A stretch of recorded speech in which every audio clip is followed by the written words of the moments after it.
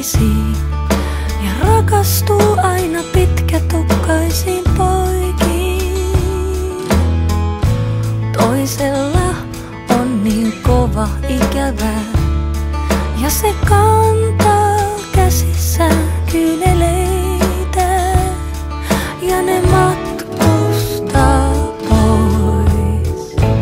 Kaksi maailman kauneinta, kaksi maailman herkintä, kaksi maailman pienintä ja tärkeintä sydäntä. Kaksi maailman kauneinta, kaksi maailman herkintä, kaksi maailman pienintä.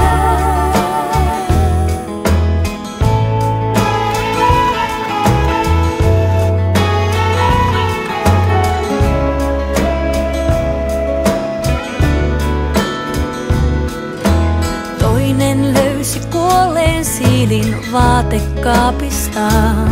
Se takapihan kiven alle haudattiin.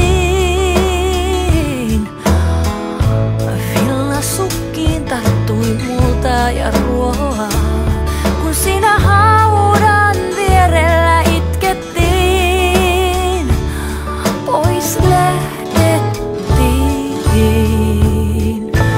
Kaksi maailman kauneinta, kaksi maailman herkintä, kaksi maailman pienintä ja tärkeintä sydäntä.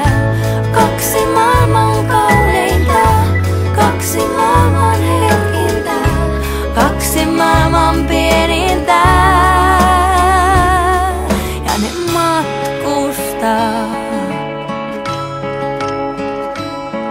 Ja ne matkustaa öisin junalla ja nukahtaa vasten ikkunaa.